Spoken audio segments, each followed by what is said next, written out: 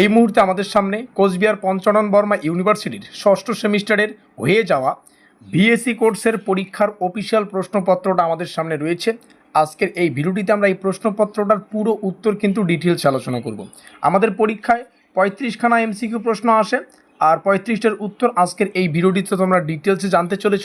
আমি ভীষণ খুশি এই কোশ্চেন পেপারটা দেখে, কারণ আমাদের নোট থেকে প্রত্যেকটা প্রশ্ন কিন্তু ওভারঅল ছাত্রছাত্রীরা কমন পেয়েছে। তো যাই হোক, যারা জানো না তোমাদের সুবিধার্থে জানিয়ে রাখি, কোচবিহার পঞ্চানন বর্মা ইউনিভার্সিটির ষষ্ঠ সেমিস্টারে আমাদের মেজর কোর্সের পাশাপাশি, অর্থাৎ মেজরের 3টা পেপারের পাশাপাশি আমাদের আর একটা পেপারের যে পরীক্ষা দিতে হয় সেটা হচ্ছে ভিএসি, আর 6th সেমিস্টারে এটাকে বলা হচ্ছে ভিএসি 2।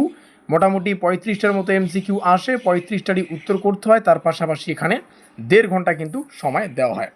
ওএমআর শিটে পরীক্ষা হয়, এমসিকিউ বেসড হয়, 4টা অপশান থেকে 4টা অপশান থেকে আমাদের সঠিক অপশানটাকে চুজ করতে হয় বা বেছে নিতে হয়। প্রথম কোশ্চেন, প্রত্যেকটা কোশ্চেন ইংলিশ বাংলা দুটো ভাষায় আছে। তোমরা যারা পরীক্ষা দিয়ে এসেছো প্রত্যেকটা উত্তর মিলিয়ে নাও। আমি বাংলাটা বলছি। প্রথম কোশ্চেন, গণপরিষদের সভাপতি কে ছিলেন? আমরা জানি ডক্টর রাজেন্দ্র প্রসাদ ভারতীয় গণপরিষদের সভাপতি ছিলেন, এবং পরবর্তী কিন্তুতে ভারতের প্রথম রাষ্ট্রপতিও এই রাজেন্দ্র প্রসাদ হন। এটা অবশ্যই তাহলে অপশন নম্বর কোথায় রয়েছে? Rajendra Prasad option number B আমাদের সঠিক উত্তর। আর যে স্টুডেন্ট আমাদেরকে এই কোশ্চেন পেপারটা পাঠিয়েছে তার এখানে দেখতেই পাচ্ছ সে সঠিক উত্তর করতে পেরেছে। দ্বিতীয় কোশ্চেন, এখানে আমরা দেখতে পাচ্ছি ভারতীয় সংবিধান কার্যকর হয়, শূন্যস্থান এসেছে। তো কোশ্চেনটাতে জানতে চাইছে ভারতের সংবিধান কবে কার্যকর হয়।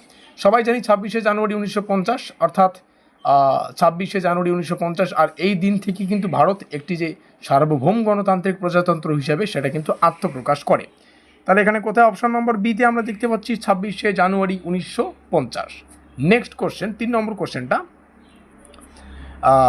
3 নম্বর কোশ্চেনটা হচ্ছে প্রস্তাবনা শুরু হচ্ছে ড্যাশ শব্দ দিয়ে, অর্থাৎ আমাদের ভারতের যে প্রস্তাবনা বা সংবিধানের যে প্রস্তাবনা সেটা কোন শব্দ দিয়ে শুরু হয়েছে প্রশ্নটিতে, এটা জানতে চেয়েছে।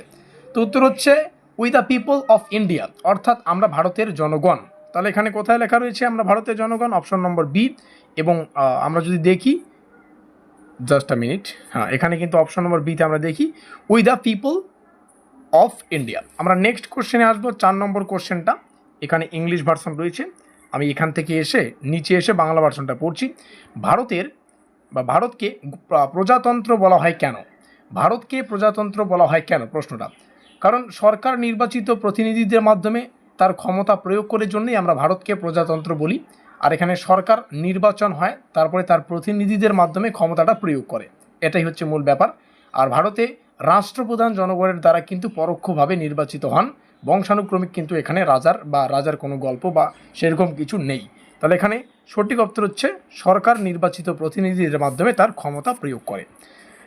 নেক্সট, পরবর্তী কোশ্চেন 5 নম্বর, ভারতীয় নাগরিকত্ব শেষ হতে পারে ড্যাশ দ্বারা, অর্থাৎ ভারতীয় নাগরিকত্ব কিভাবে শেষ হতে পারে প্রশ্নটিতে এটাই জানতে চাইছে।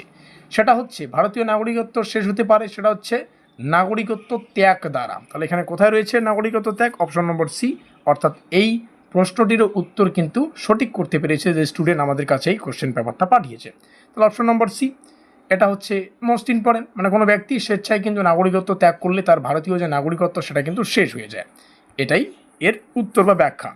আমরা পরবর্তী কোশ্চেনে আসব, 6 নম্বর কোশ্চেন। সেটা হচ্ছে কোন অনুচ্ছেদ আইনের দৃষ্টিতে সমতার নিশ্চয়তা দেয়? অর্থাৎ আইনের দৃষ্টিতে সমতার অধিকার কোন অনুচ্ছেদে রয়েছে, এখানে এটা জানতে চাইছে। অনুচ্ছেদ 14, মানে আর্টিকেল নম্বর 14তে রয়েছে। যেখান থেকে আমরা উত্তরটা দেখে নেব কোথায় রয়েছে। অনুচ্ছেদ 14 অপশন নম্বর এ। আর এটারও উত্তর কিন্তু সঠিক করতে পেরেছে সেই স্টুডেন্ট আমাদের কাছে যে কোশ্চেন পেপারটা পাঠিয়েছে। এখানে ইংলিশ ভার্সন রয়েছে 7 নম্বর প্রশ্নটির, বাংলা ভার্সন আমি পড়ছি। সাংবিধানিক প্রতিকারের অধিকার কোন অনুচ্ছেদে রয়েছে? 7 নম্বর, অর্থাৎ সাংবিধানিক প্রতিকারের অধিকার কোন অনুচ্ছেদে রয়েছে সেটা হচ্ছে অনুচ্ছেদ 32, মানে আর্টিকেল 32। আর মৌলিক অধিকার লঙ্ঘিত হলে সুপ্রিম কোর্টে যাওয়ার কিন্তু অধিকার দেয়, এটাই একটা গল্প। আর এখানে 32 আর্টিকেল, অপশন নম্বর সি বা অপশন নম্বর সি আমাদের সঠিক। নেক্সট আসবো আমরা 8 নম্বর প্রশ্নে। আর এখানে জানতে চাইছে কোনো ব্যক্তিকে, জাস্ট আ মিনিট, আদালতের সামনে কোনো ব্যক্তিকে হাজির করার জন্য কোন রিট জারি করা হয়? অর্থাৎ কোনো ব্যক্তিকে আদালতে হাজির করার জন্য কোন রিট জারি করা হয় সেটা হচ্ছে হেবিয়াস কর্পাস। কোথায় আছে? আমাদের option number B, habeas corpus. বেআইনিভাবে আটক ব্যক্তিকে আদালতে হাজির করার জন্য কিন্তু এই রিট ব্যবহার করা হয়। ওকে, 9 নম্বর কোশ্চেন, ভারতের রাষ্ট্রপতির কার্যকালের মেয়াদ, এটা তোমরা সবাই জানো। ভারতের রাষ্ট্রপতির কার্যকালের মেয়াদ হচ্ছে 5 বছর, মানে 5 ইয়ার্স। রাষ্ট্রপতি নির্বাচিত হওয়ার পর 5 বছর পদে কিন্তু থাকেন, এটা হচ্ছে নিয়ম। এটা একটা মেয়াদ বা কার্যকাল বা সময়সীমা বলতে পারো। 9 নম্বর কোশ্চেন, এখানে জানতে চাইছে যে ভারতের রাষ্ট্রপতির, এটা আমরা আলোচনা করলাম। 10 নম্বর কোশ্চেন, মন্ত্রী পরিষদ সম্মিলিতভাবে ড্যাশ এর কাছে দায়বদ্ধ। 10 নম্বর প্রশ্ন। আর মন্ত্রী পরিষদ সম্মিলিতভাবে কার কাছে দায়বদ্ধ, এটাই এখানে জানতে চাইছে। উত্তরটা হচ্ছে লোকসভা। লোকসভার আস্থা হারালে কিন্তু মন্ত্রিসভাকে পদত্যাগ করতে হয়, এটা একটা গল্প, এটা মাথায় রাখবি। 11 নম্বর কোশ্চেন, অর্থ বিল শুধুমাত্র ড্যাশ উত্থাপন করা যায়, বা অর্থ বিল কোথায় উত্থাপন করা যায়, এখানে এটা জানতে চাইছে। এটারও উত্তর কিন্তু লোকসভা হবে। এখানে কোথায় আছে, অপশন নম্বর বি আমাদের সঠিক, লোকসভা। নেক্সট কোশ্চেন 12 নম্বর, রাজ্যসভার সভাপতিত্ব করেন কে? মানে রাজ্যসভার সভাপতিত্ব কে করেন আর কি। উত্তরটা হচ্ছে উপরাষ্ট্রপতি, বা কোথায় রয়েছে ভাইস প্রেসিডেন্ট, এখানে উপরাষ্ট্রপতি হবে, অপশন নম্বর সিতে রয়েছে। 13 নম্বর কোশ্চেন, মোস্ট ইম্পর্টেন্ট, এখানে বলছে সুপ্রিম কোর্টের বিচারপতিদের নিয়োগ করেন, অর্থাৎ সুপ্রিম কোর্টের বিচারপতিদের নিয়োগ করেন কে? উত্তর কি, প্রেসিডেন্ট, আমরা সবাই জানি, তার মানে কি রাষ্ট্রপতি, অপশন নম্বর সি, এটারও সঠিক উত্তর। তারপরে 14 নম্বরে আসবো, সেটা হচ্ছে বিচার বিভাগীয় পুনর্বিবেচনা বলতে ড্যাশ ক্ষমতাকে বোঝায়, অর্থাৎ যে জুডিশিয়ালি রিভিউ, সেটা বলতে কি বোঝায়, ঠিক আছে? জুডিশিয়ালি রিভিউ বলতে কি বোঝায়, সেটা হচ্ছে আইনের সাংবিধানিক বৈধতা পরীক্ষা করা। আদালত আইন সংবিধানের সঙ্গে কিন্তু সামঞ্জস্যপূর্ণ কি না সেটা কিন্তু বিচার করে এই জুডিশিয়ারি রিভিউ সিস্টেম। তাহলে কোথায় রয়েছে, আইন সংশোধন করা বা আইন সাংবিধানিক বৈধতা পরীক্ষা করা। আইন সাংবিধানিক বৈধতা পরীক্ষা করা, সংশোধন করা না, এটা হচ্ছে অপশন নম্বর সি আমাদের সঠিক। নেক্সট, সুপ্রিম কোর্ট প্রতিষ্ঠিত হয়েছে ড্যাশ অনুচ্ছেদে। 15 নম্বর কোশ্চেন, অর্থাৎ সুপ্রিম কোর্ট কোন অনুচ্ছেদে প্রতিষ্ঠিত হয়েছে? উত্তর হচ্ছে 142, আর্টিকেল 142 কোথায় রয়েছে? আমাদের অপশন নম্বর বি, 124 নং অনুচ্ছেদ। 16 নম্বর কোশ্চেন, হাইকোর্টের বিচারপতির অবসরের বয়স, ঠিক আছে, মানে হাইকোর্টের বিচারপতির অবসরের বয়স কত? সেটা হচ্ছে 62 ইয়ার্স, মানে 62 বছর। হাইকোর্টের বিচারপতিরা 62 বছর বয়সে কিন্তু অবসর গ্রহণ করেন। এখানে কোথায় রয়েছে, অপশন নম্বর বিতে কিন্তু 62 আমরা দেখতে পাচ্ছি। নেক্সট 17 নম্বর প্রশ্ন, ভারতের সংবিধানের 74A নং অনুচ্ছেদ অনুসারে রাষ্ট্রপতি ড্যাশ এর পরামর্শ অনুসারে কাজ করেন। মোস্ট ইম্পর্টেন্ট একটা টপিক, এবং এটা হয়তো তোমরা সবাই করেছো। প্রশ্নটি আরেকটু যদি সহজ করে বলি, কোন মানে রাষ্ট্রপতি কার পরামর্শ অনুযায়ী কাজ করে, এখানে এটাই জানতে চাইছি। উত্তর হচ্ছে প্রধানমন্ত্রী, বা প্রধানমন্ত্রী সহ মন্ত্রী পরিষদের পরামর্শে। কোথায় রয়েছে, এখানে প্রধানমন্ত্রী সহ মন্ত্রী পরিষদের বা মন্ত্রী পরিষদ, অপশন নম্বর বি আমাদের এখানে সঠিক। আর্টিকেল 74A অনুযায়ী রাষ্ট্রপতি কিন্তু মন্ত্রী পরিষদের পরামর্শ মেনে চলেন। আমরা চলে যাব 18 নম্বর কোশ্চেনে। এখানে জানতে চাইছে যে কোন মৌলিক অধিকারটি তৃতীয় অংশ থেকে অপসারিত হয়েছে, মানে পার্ট নম্বর 3 থেকে অপসারিত হয়েছে এমন একটি মৌলিক অধিকার, সেটা হচ্ছে সম্পত্তির অধিকার, মানে রাইট টু প্রপার্টি। 44তম সংশোধনের মাধ্যমে এটি কিন্তু মৌলিক অধিকার থেকে বাদ দেওয়া হয়েছে। এটাও মাথায় রাখবে, কততম, 44তম, এটা পার্ট 3 মানে তৃতীয় অংশ। তাহলে কোথায় রয়েছে সম্পত্তির অধিকার, অপশন নম্বর বি। নেক্সট 19 নম্বর কোশ্চেনে আসবো, ভারতের সংসদ গঠিত হয়েছে ড্যাশ নিয়ে। ভারতের সংসদ গঠিত হয়েছে ড্যাশ নিয়ে, মানে ভারতের সংসদ গঠিত হয়েছে কারা নিয়ে, মোস্ট ইম্পর্টেন্ট। উত্তর কি আমরা সবাই জানি। আচ্ছা, 4টা অপশন তোমরা দেখতে পাচ্ছ, তোমাদের কি মনে হচ্ছে? ভারতের সংসদ গঠিত হয় 3টা ব্যাপার মিলে, সেটা হচ্ছে রাষ্ট্রপতি, লোকসভা এবং রাজ্যসভা। কোথায় রয়েছে রাষ্ট্রপতি, লোকসভা এবং রাজ্যসভা? 3টা হচ্ছে অপশন নম্বর সিতে। নেক্সট 20 নম্বর কোশ্চেন, এখানে জানতে চাইছে ড্যাশ সংবিধানকে ব্যাখ্যা করে। অ্যাকচুয়ালি সংবিধানকে কে ব্যাখ্যা করে? সেটা হচ্ছে জুডিশিয়ারি, মানে বিচার বিভাগ। সংবিধানের চূড়ান্ত ব্যাখ্যার ক্ষমতা বিচার বিভাগের কিন্তু হাতে থাকে, আর এটা হচ্ছে আমাদের জুডিশিয়ারি। কোথায় রয়েছে বিচার বিভাগ, কোন অপশনে রয়েছে বিচার বিভাগ? সেটা হচ্ছে অপশন নম্বর সিতে। নেক্সট আমরা আসবো 21, সম্ভবত 21 নাম্বার, কোন উপাদানটি স্বাস্থ্যের ওপর সরাসরি প্রভাব ফেলে, মোস্ট ইম্পর্টেন্ট, অর্থাৎ কোন উপাদানটি স্বাস্থ্যের উপর সরাসরি প্রভাব ফেলে একদম ডাইরেক্টলি, সেটা হচ্ছে হেরিডিটি, মানে আমরা যাকে বংশগতি বলি। তাহলে কোথায় রয়েছে বংশগতি? সেটা হচ্ছে এটা অপশন নম্বর এ। এটা কিন্তু হবে না, অপশন নম্বর এ হচ্ছে সঠিক।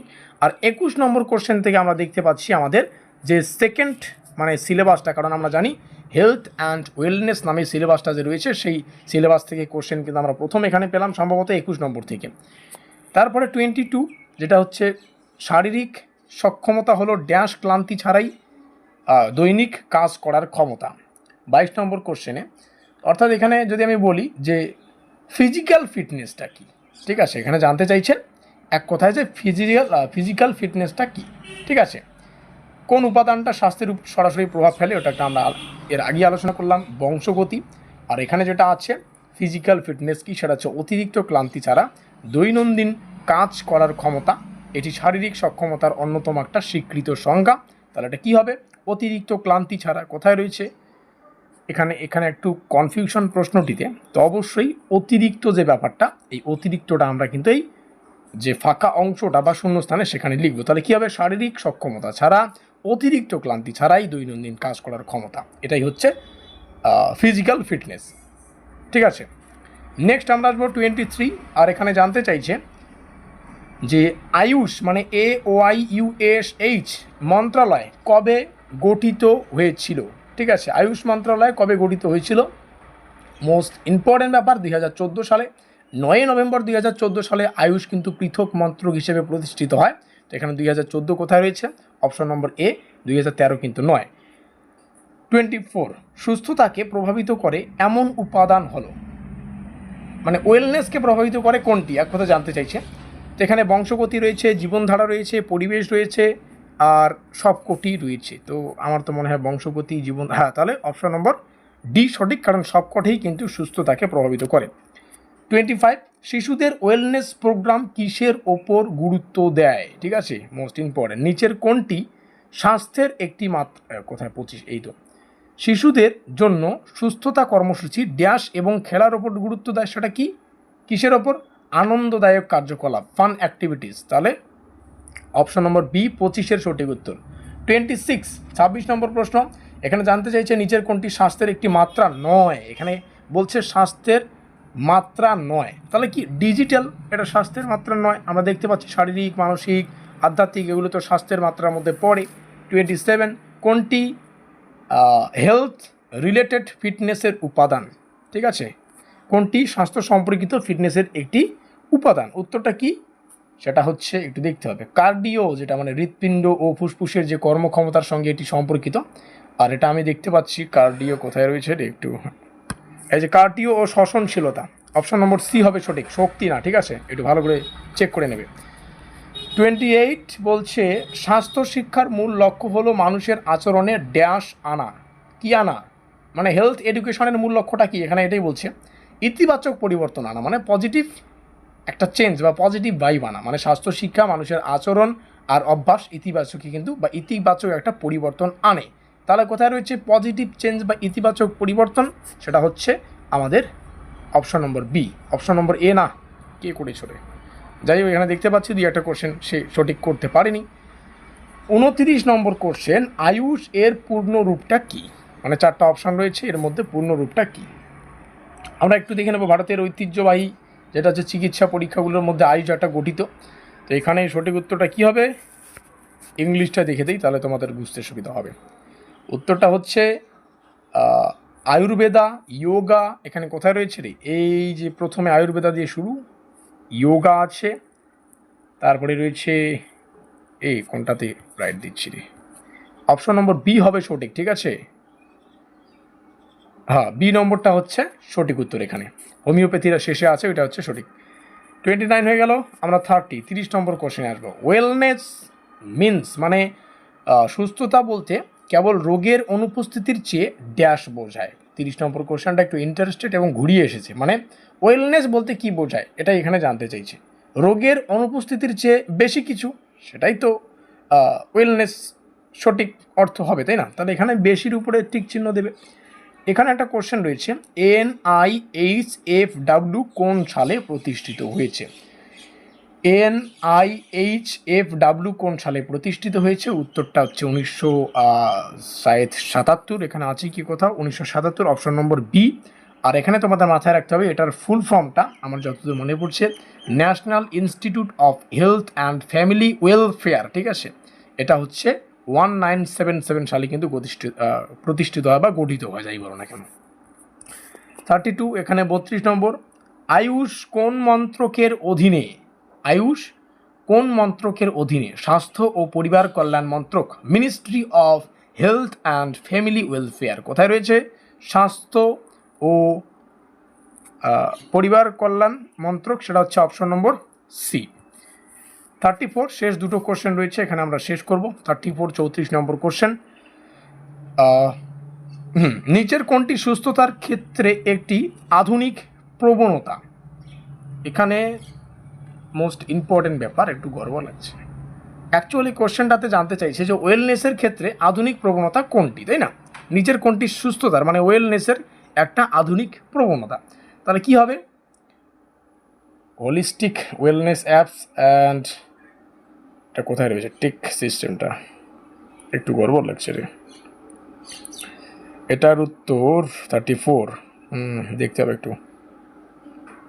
34, অপশন নম্বর বি, সামগ্রিক সুস্থতা বিষয়ক অ্যাপ ও পরিধানযোগ্য প্রযুক্তি, সঠিক উত্তর করেছে। এবং লাস্ট কোশ্চেন, হেলথ ইনস্ট্রাকশন বলতে কি বোঝায় বা স্বাস্থ্য নির্দেশনার অর্থ কি? স্বাস্থ্য বিষয়ক জ্ঞান, দৃষ্টিভঙ্গি ও অভ্যাস গড়ে তোলার লক্ষ্যে সুগঠিত শিক্ষণ অভিজ্ঞতা প্রদান করা। তাহলে এটা কোথায় রয়েছে? অপশন নম্বর বি আমাদের সঠিক। তো এই হচ্ছে আমাদের পুরো প্রশ্নপত্রটার ডিটেলস অ্যানালাইজ এবং উত্তর। আশা করি তোমাদের পরীক্ষা ভালোই হয়েছে। ওভারঅল দেখতে গেলে আমাদের পেইড নোট থেকে মোটামুটি বেশিরভাগ প্রশ্নই তোমরা কমন পেয়েছো। আর কে কী করতে পারলে, কোথায় কার ভুল হয়েছে সেটা অবশ্যই কমেন্ট সেকশনে জানাতে পারো। টপ স্কোরার কারা রয়েছে একটু সেটাও কমেন্টে জানাতে পারো। এই ছিল পুরো ডিটেলস। আশা করি প্রত্যেকটা বিষয় তোমাদের বোঝাতে পারলাম। ভিডিওটিকে শেষ পর্যন্ত দেখার জন্য অসংখ্য ধন্যবাদ।